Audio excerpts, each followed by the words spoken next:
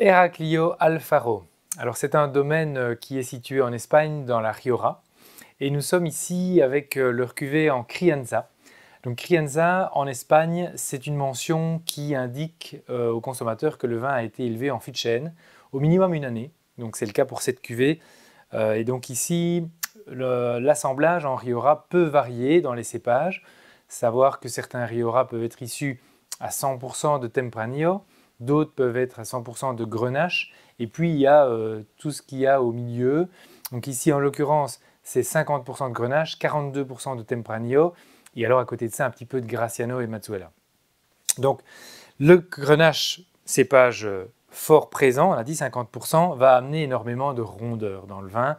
Donc on n'aura pas un Rioja ici très concentré, très tannique, on aura un vin beaucoup plus sur la rondeur. On va d'abord regarder dans la première étape la couleur.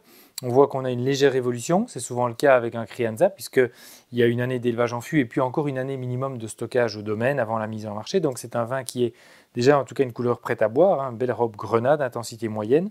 La Grenache n'est pas connue pour avoir des couleurs très profondes, donc c'est logique d'avoir une couleur moyenne en termes d'intensité.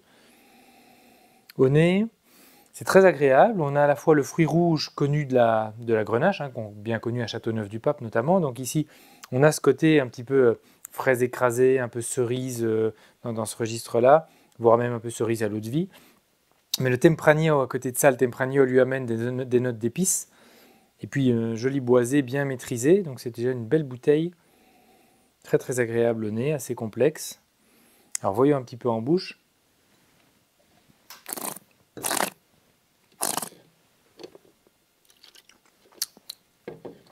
Superbe en bouche, avec un vin rouge de concentration moyenne, donc c'est pas trop lourd, des tanins qui sont déjà bien soyeux, bien polis, bien affinés, et un vin qui est vraiment juteux, charnu, très charmeur en fait. Hein. On prend beaucoup de plaisir à goûter cette cuvée, que je vous propose de déboucher mais un petit peu en avance, hein, on peut lui permettre de respirer un petit peu, encore de s'ouvrir, ça lui fera certainement du bien.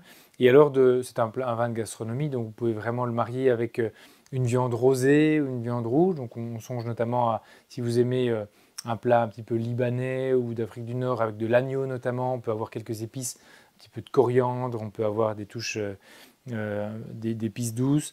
On pourrait le marier aussi avec quelque chose d'un petit peu plus relevé. On pense à de la cuisine un petit peu Tex-Mex, ça pourrait être intéressant aussi. Donc, pas un vin de très grande puissance, de très grande concentration.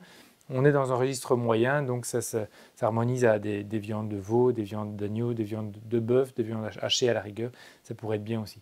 Voilà, donc n'hésitez pas à vous laisser tenter avec cette très belle découverte de la Rioja, déjà très accessible par Heraclio Alfaro.